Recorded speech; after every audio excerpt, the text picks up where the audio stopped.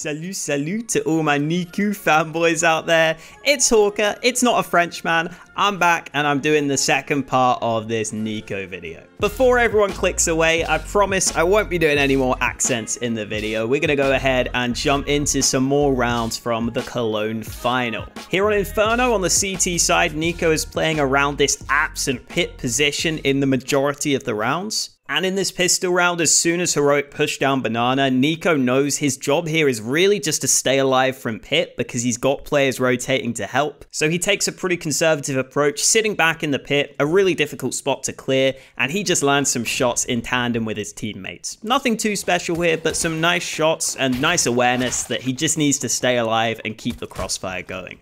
Into the second round, Niko goes straight for an M4, which means he can't get nades. And because he knows that Vitality either have weaker weapons or limited nades, I think the pit position is a perfect one to play here. If you're against the worst weapons, you get a long-range fight against them, and if you're against the force buy, they probably don't have the nades to flush you out of this spot. It also helps that Niko puts on an absolute masterclass from this position in this round. So much so that I'm actually going to slow down some of these fights to break them down. This first one is simply a fantastic angle to hold if you're not up against any nades, because look at where RPK's looking. He's got to clear the left side of the site, so when you hold this specific angle, you're probably going to get a free kill in the back, which he gets. This second shot is just nice and quick onto the Apps player, who could have also been mid-air by this point. And then from here, Niko never overextends. He always just lets the fights come to him, because he knows he wants to either set up crossfires with the players from long that are rotating,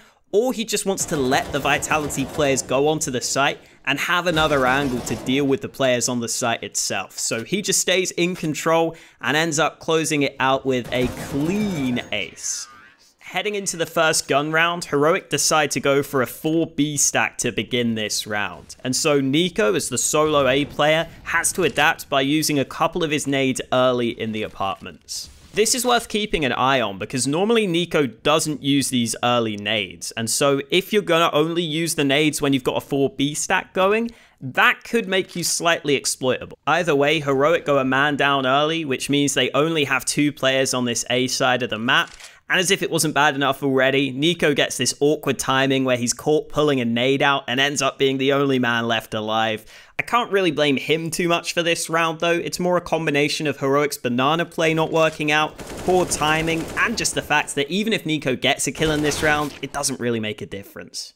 Niko did switch up his position in some of the less noteworthy rounds, but here in round 7, again, he's in his favorite spot, sitting in the pit. And this time he plays it a bit more standard. I really love the attempted nade here as soon as he throws the smoke. This could definitely do some damage, but Vitality dodge it this time. And Niko is nice and quick with the rest of his nades as well, putting down this preemptive smoke once he hears the execute coming in to try and play around, as well as a flash.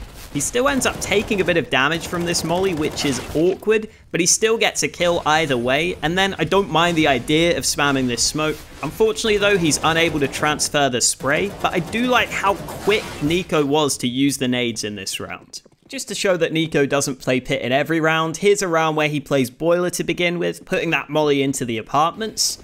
Unfortunately for Niko though, Cadian on the AWP is being boosted behind him, so as soon as Vitality hear the AWP shot and go for the fast top mid play, Heroic just don't have a setup that's ready for this, and they end up getting wrecked. If you're wondering what other options you have from pit when you get mollied out of position, here's another example of Niko playing this spot well. Vitality put quite a lot of early pressure on mid, using nades and putting 2 smokes into this position. So again, Niko makes sure to respond quickly by smoking off the apartments to begin with, then using a molly on short so that he can buy time in case a rotate is required. And once he gets mollied out of the pit position, he's just about able to survive and cross to the mini pit, where he knows now his job is mainly just to survive and just to set up this stack on the site. And that's what he does. 2 players run in, looking at his position. Vitality kind of just get crunched in this choke point because they're not ready for so many players. And it's another round where the timing of the nades is just right from Niko. Into the T side now, and something you notice when you watch these POV demos is that oftentimes it is just not the player's fault when they die. Here's an example of that. Niko gets full blinded as the second man in,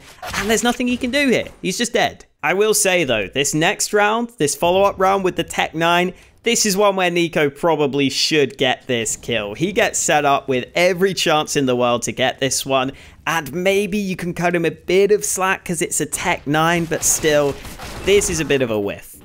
One of the qualities I'm always looking for in a player is their composure and their ability to react to new circumstances. And Niko does an unreal job at dodging this flash and getting this kill.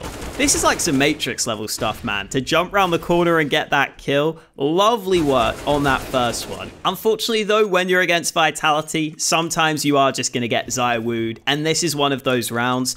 You can't really blame Niko here. I think this is just Zywoo being great. We're skipping to the post plant in this one where Niko was holding mid, so knows that banana's clear, and he does really well from behind this smoke. I love this spam to coffin to begin with because he knows the CTs are low on time, so are going to be pushing from this spot. It comes so close to landing. Then he gets his angles right towards the bomb, but he just doesn't kill the man defusing.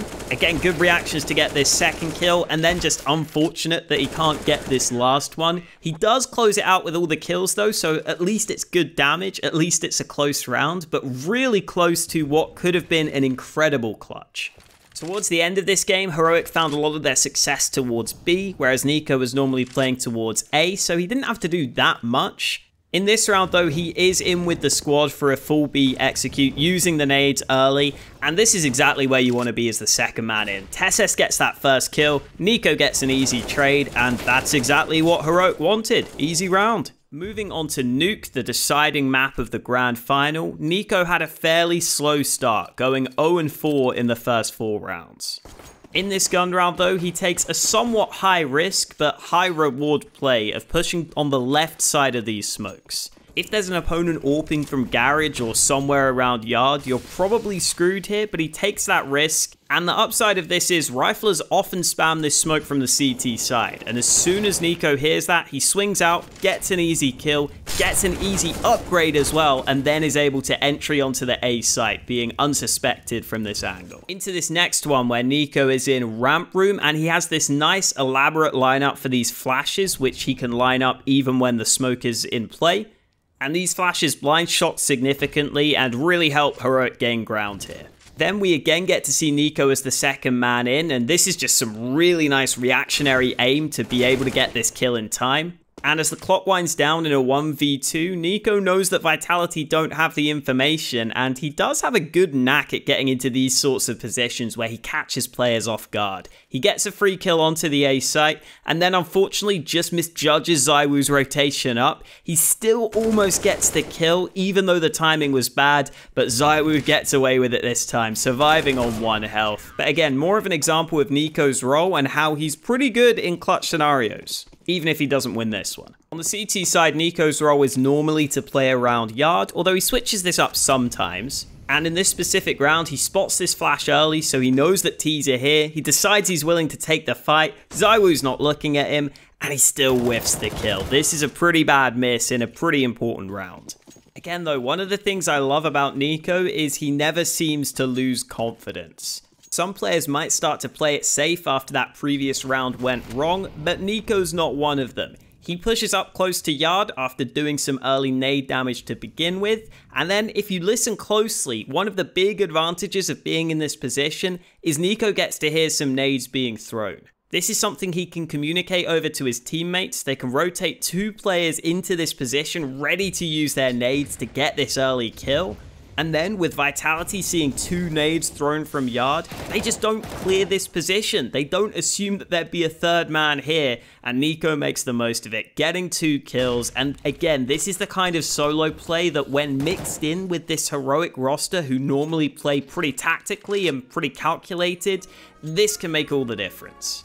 Overall, I think Niko clearly brings a bunch of important qualities to this Heroic squad. He's someone who doesn't have to play within the system to make plays, which I think is a really nice thing to have on this Heroic lineup. He's someone who always has confidence in his ability and also has that level of experience which some of the other players may not have. So if they really need a round win, Niko can maybe try and pull out a play. And even though Niko makes these solo plays sometimes, it almost never feels like it's taking away from the overall system and team play of the heroic squad, which is the most important thing. So there it is. Shout out to Niko, one of the unsung heroes of the Danish scene. It's great to see him back in action. Hope you guys enjoyed this longer analysis. Thank you guys for watching, and I will catch you next time.